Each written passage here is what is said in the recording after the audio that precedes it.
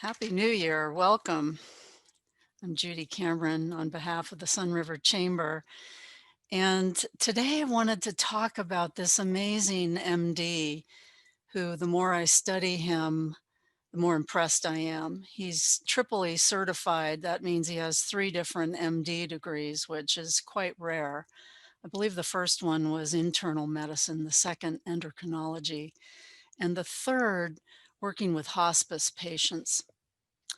So what he's done is develop a project relating the quality of our soil to the quality of our health, because he's also a cancer researcher and he saw the relationship between our farming practices and the decline of our health, at least in the US. And what I'm going to show you is a video that he's developed talking about how American farmers want to come back to more regenerative or natural practices, which I have learned so much in studying to present this to you about the diversity of our crops is really important, and no chemicals or fewer chemicals, but especially Roundup or glyphosate and how it basically kills everything. And these farmers want to have stopped using those practices. And luckily, we have lots of farms around here in Central Oregon that I've been researching, and I'll present them to you.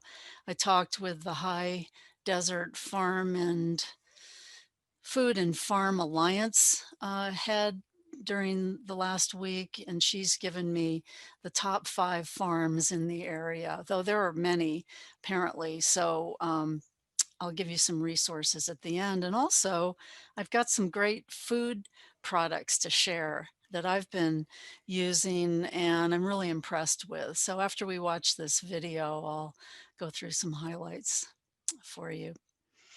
So thanks for joining me. Let's play this video.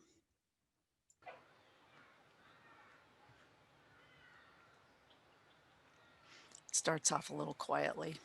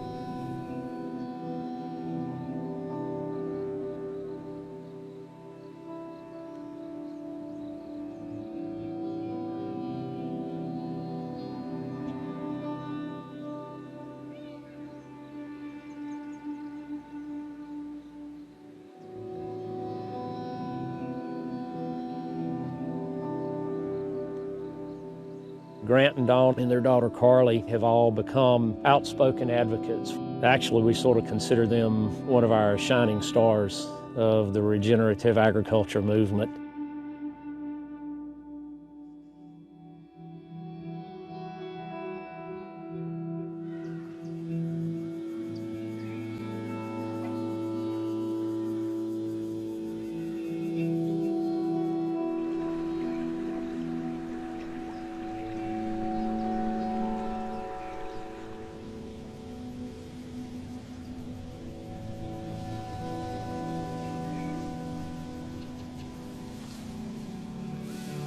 I don't know if anyone remembers the old Barbara Mandrell country hit, "I was country when country wasn't cool." That's sort of how I feel about the way I grew up. At least 90% of what we ate every day came from the farm. But My education told me that, no, we weren't doing things right. Suddenly, all of the things that we didn't seem to need when I was growing up, like the antibiotics and a lot of the farm chemicals and the livestock pharmaceuticals and feed supplements, all of a sudden became very important. And I was convinced that if we were going to keep up with the times, we had to have that. And over the years, what I discovered was that we were having more and more problems, not less. That in spite of all the research we were doing, in spite of all the new pharmaceuticals, all the new antibiotics, all the new supplements, all the new ag chemicals and fertilizers, things were not going well. Instead of solving the problem, what we were really doing was just constantly putting Band-Aids on what I now understand as a gushing wound.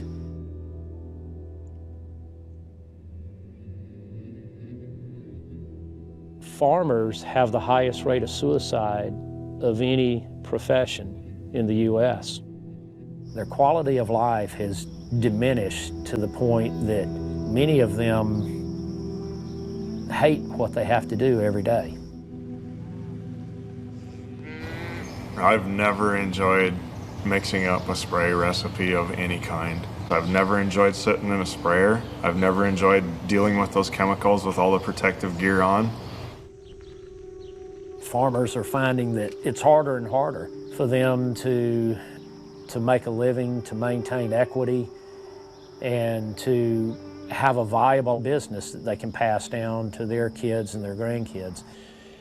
And a huge part of that is the need for these annual operating loans that keep them heavily in debt. The current farm bill has got us to where we are right now. We have to financially produce the crops that we can insure for the most profit. So that took a lot of the diversity out of our ag profile.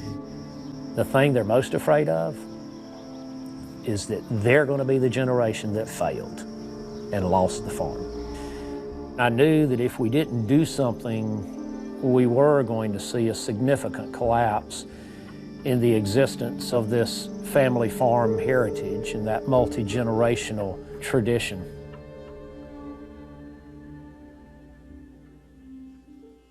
I was born and raised here. I'm the 4th generation on this farm, and I just had the 5th.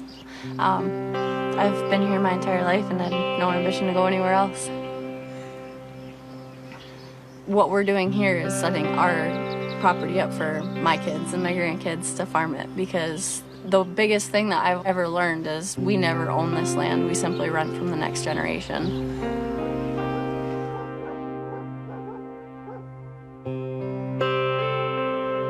The beautiful thing about regenerative agriculture is that we can immediately begin implementing practices that are not going to cost the farmer, but are actually going to relieve financial burdens, particularly input burdens, and are going to increase their productivity in year one. It's very hard to hold a conversation with another farmer because we don't have that much in common anymore.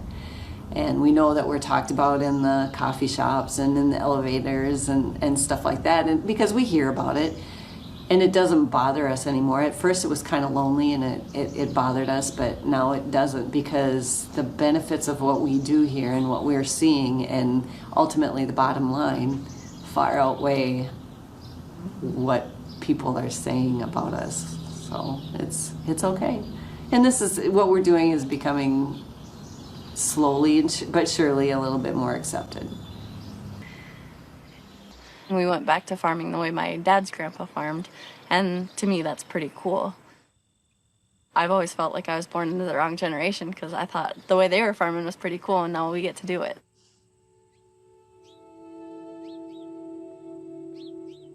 Grant and Dawn Bright Roots are a wonderful story. One of the first things we did was we changed that monoculture cover crop into a highly complex, diverse cover crop. And that immediately became a game changer for them. Overnight, they went from having cover crop failures to having cover crop success. They have made an absolute complete turnaround in not only their production practices, but more importantly, their mindset.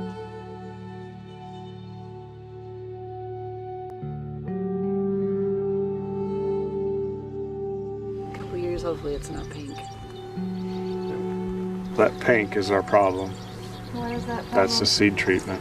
99.8% of corn Is treated with that treatment. treated seed. I'm pretty well convinced we don't need the treatment anymore. I mean, you look at what we got here, you know, with all these earthworms. I think we're done with that. Good. That makes me happy. The neat part is that 118-year-old seed company up the river here will provide us all the seed corn we need without that treatment. The consumer is driving the bus here. You know, they're demanding more of this, and so it's becoming more popular, and they're looking for it more frequently, and people like us need to be able to meet that demand.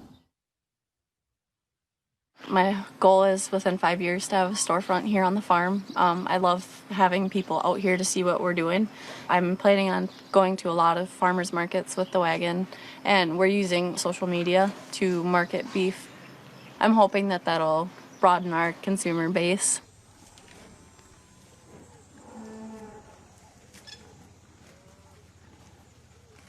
Their ability to be able to think about what they really need to be doing on their farm and how they need to be operating it. They have built significantly new soil, which conventional wisdom says no way you can build what they have built in the years that they have built it. And they have completely turned around their financial position, not just from a production standpoint, but also from a profitability standpoint. Not only is that food, you know, really, really good for you, but the pride in where that comes from is really awesome.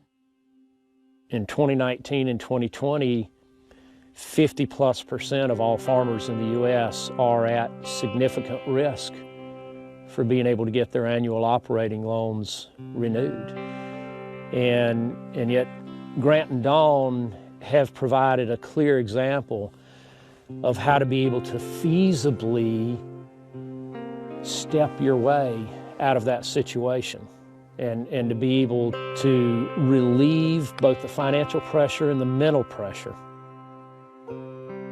The first 12 rows of corn that we have in this section of corn here is the first corn that we've planted without any commercial fertilizer applied at all, and so far we cannot see anything on the plant health that shows that we're missing any nutrients on it at all.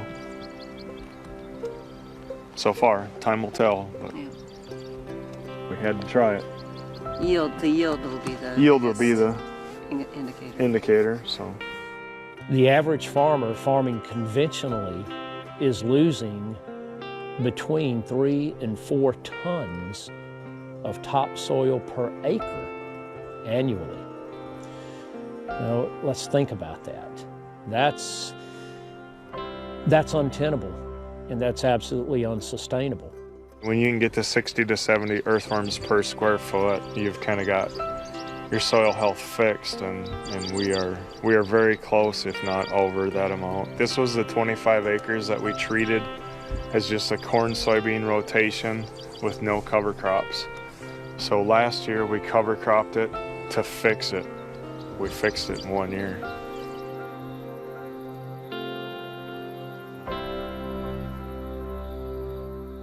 The model that we were using when we started wasn't fun. No, that's right. You know, we were only doing one thing. We were producing bushels. That's all it was, and it was a race to see who could produce the most bushels. And yet, when you had to go answer the bank or everybody else, it's not there financially. Mm-hmm. Now it's fun. Yep. I mean, it's fun. What could be better than going on at 5 o'clock in the morning, riding through all this wildlife? And 20 years ago, we couldn't have put together 10 people in a room. But yet, the number of people that are interested in regenerative practices and adaptive practices is growing very rapidly. When we met Dr. Zach Bush and started talking with him about what he had discovered and what he had uncovered, it really was a huge aha moment. Between 1996 and 2007, there was a complete reversal of our cancer map in the United States. To see an entire population respond in a single decade to a sudden explosion of cancer suggests that we did something similar to Chernobyl. We did some massive environmental injury that led to this explosive rise in cancer. And so we started, looking into this understanding of glyphosate as an antibiotic. Glyphosate became a commodity in farming in 1996. Before that, it was used as a weed killer by homeowners and farmers alike, and it had to be used sparingly because it kills everything it touches. That was the history of this glyphosate Roundup chemical until 1996, and suddenly it became a crop treatment that actually functions as an antibiotic, killing the bacteria and the fungi, the plants, killing all of that life, and it's incredibly a water-soluble toxin, which means it can be carried.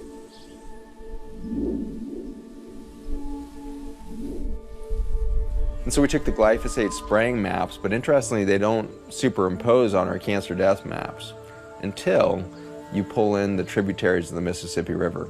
And you suddenly realize that we're collecting some 80–85% of all the glyphosate sprayed in the United States into a single water system. And if this is the most prevalent antibiotic in our environment that's decimating the microbiome in the soils, we had maybe a smoking gun. Maybe this is the event that really transformed public health.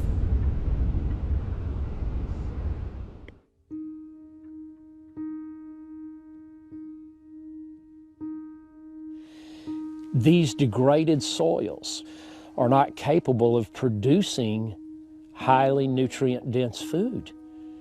So the very foods that we're producing out of these soils now that are heavily degraded, they're deficient in the nutrients that we really need to properly feed our bodies, and creating significant disease issues and neurological disorders and other illnesses that have degraded our health.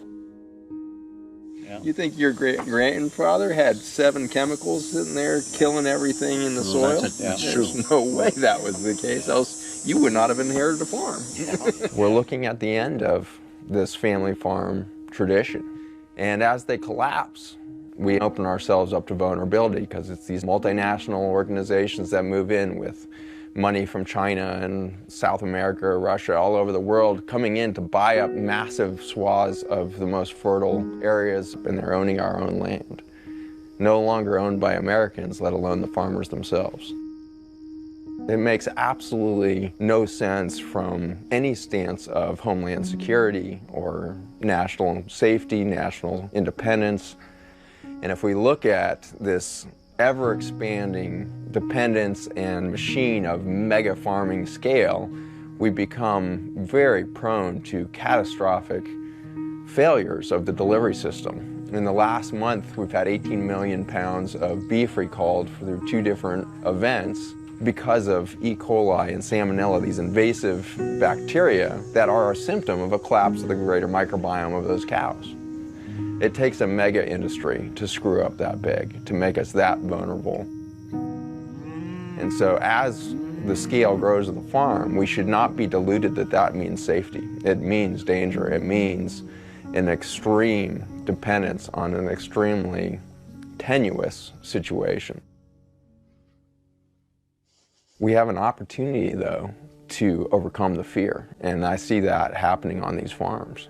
Something like Grant and Don here, reclaiming their right to grow, their right to transform, not just their crops and their soil, but themselves into independent, strong-minded, free people. There's a lot more people out there like us. And in our travels, we've gotten to meet a lot of them. And they're some of the most compassionate, giving, faithful, strong people I've ever met. We all have soft hearts, but it just makes you keep going.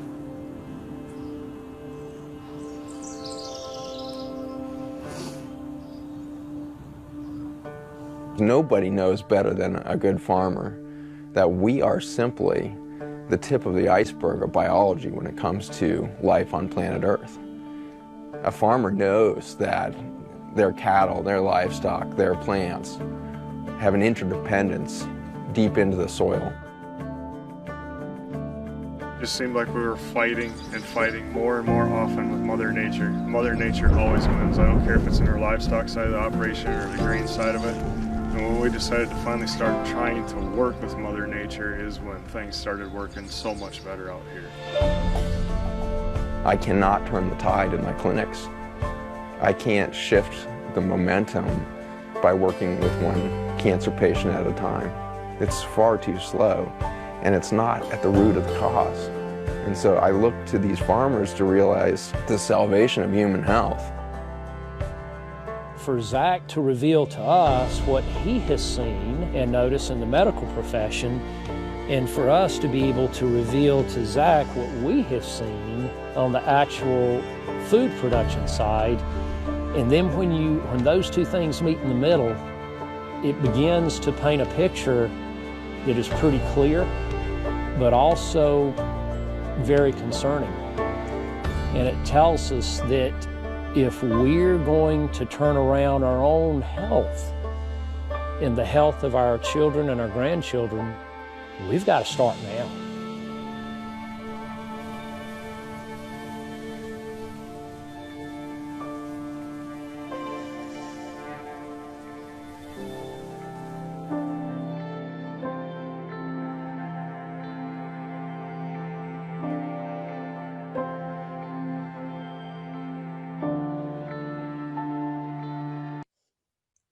That really moves me, and I am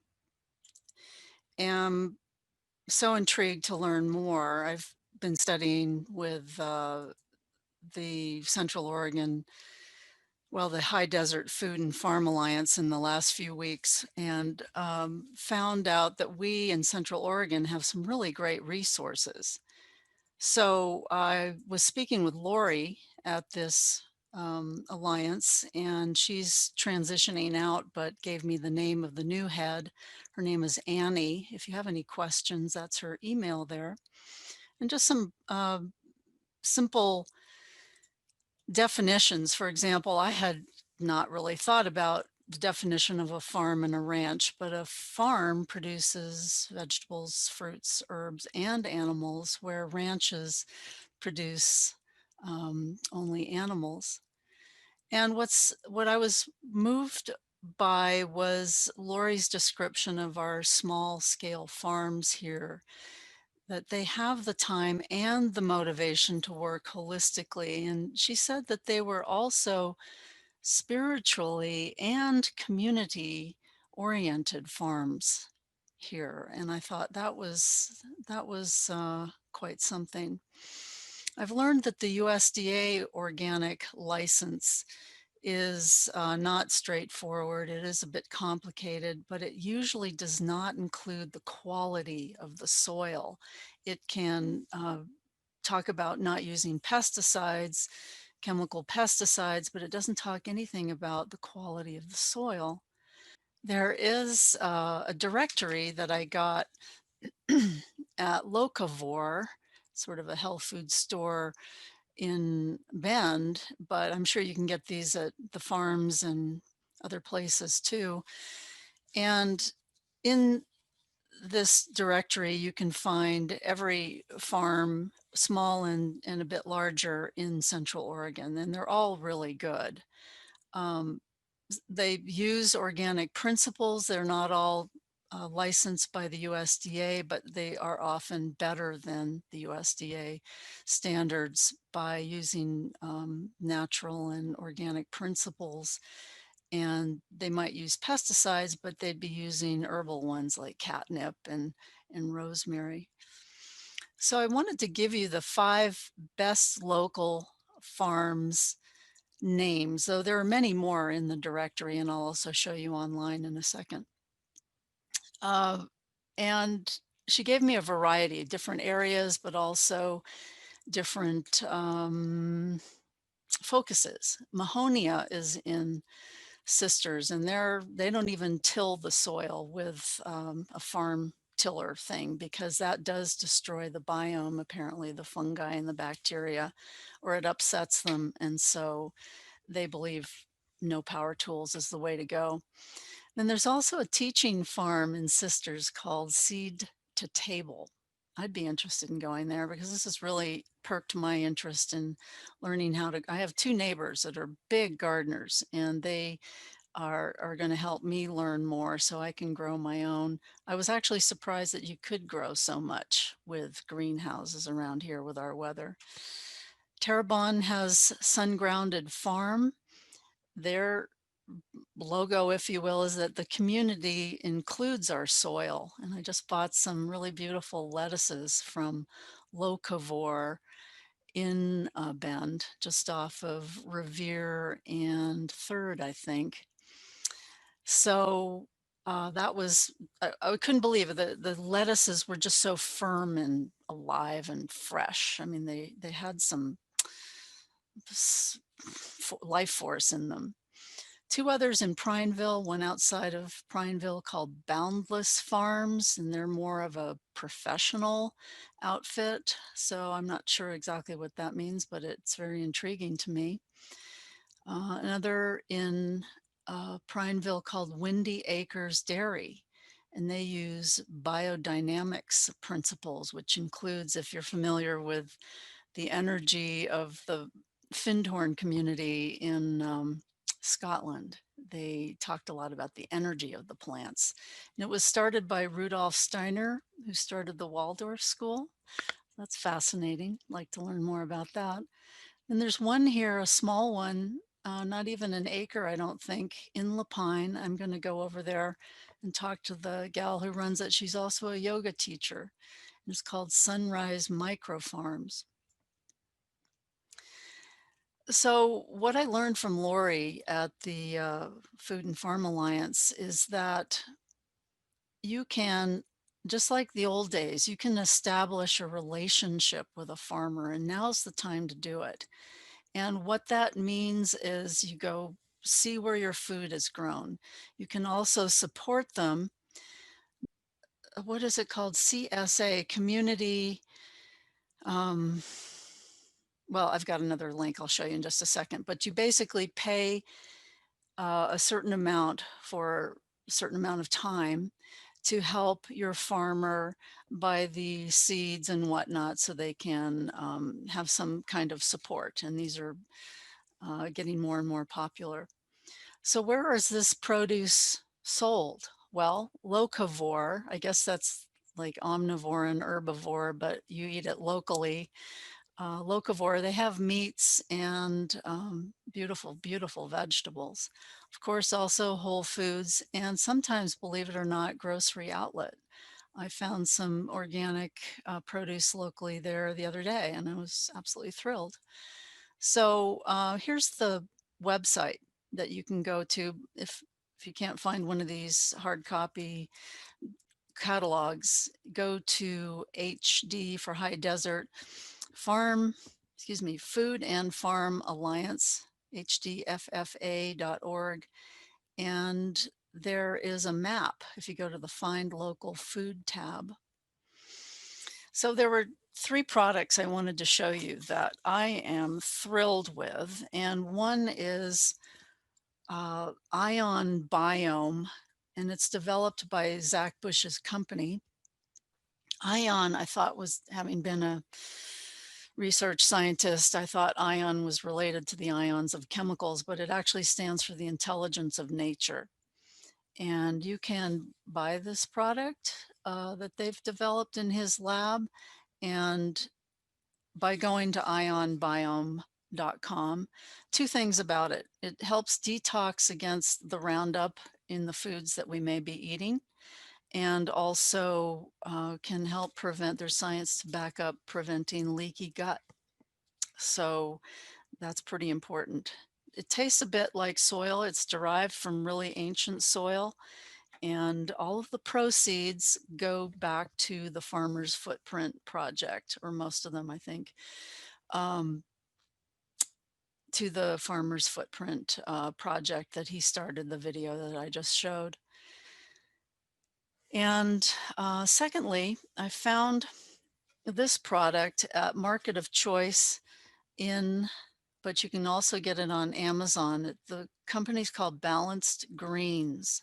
And the reason I like it is because it's been developed by a naturopathic oncologist. Comes in different flavors. I wouldn't, they say it tastes delicious. I would not say it tastes delicious. You can tell that it's, ground up superfoods with greens and whatnot. I add some orange juice or cherry juice or something, and then it's really great. What's different about it is that she doesn't put everything in the world in it, because then you've got to get a scoop worth, a day's worth of nutrition. You've got to have each amount of the superfood be very small. So she selected, I think, 11 different superfoods. And I tell you, I've got tons of energy and I feel really good about having all the nutrition I need in one product. And lastly, I bought these great seeds at, what's it called? Natural Grocers, also in Bend. And they've got, seeds have their own little powerhouse of nutrition. You put them in a little bit of water to soak overnight, and then 4 or 5 or 6 days later, you've got all these incredible sprouts. And these in particular are alfalfa, radish, and broccoli. And broccoli is especially good for us. They're absolutely delicious. They are full of nutrition. And what I still have to research is, how nutritious are they if they don't have the soil? So I've started researching that, and I may do some more talks about that in the future if you're interested. And again, I'm really interested to know what is of interest to you. So let's see here. I wanted to go back and show you the website. Here's Mahonia Gardens, the one I mentioned in Sisters. And they describe what the CSA, the Community Supported Agriculture, is about. And basically, it's, like I said, getting to know your farmer and helping them by providing funds so that they can grow your food and they can rely on your income. And uh, I just think it's brilliant. It's how we can really help these people get the support they need. Now, also on the High Desert Food and Farm Alliance website, you can look at all these different tabs, but the one I wanted to show you here is called Find Local Food. And at the bottom, you can look at all the different categories there and the businesses and whatnot. But at the bottom is a map, which will tell you, for example, here in Sun River, somehow Sun River Brewing comes up as one of the restaurants in the orange category here. And I think their food's great. So I have a feeling they do support local organic produce. And the green ones are actual farmers. And there was one I saw that had bees. So anyway, that's what I wanted to share with you today. I'm going to post this talk on the Facebook Chamber website. And also I'll put it out on my blog if you're interested to join my email list. That's stressrelieversnow.com. And at the bottom of every page is a link to my email list. So thank you very much for joining me. Anyone have any comments before I sign off? Appreciate it. Hope you have a good January. May we get a bit of snow, but not too much. Yeah. Thank you, Kent. And thank you, Sue. And thanks very much. Have a good week. Bye for now.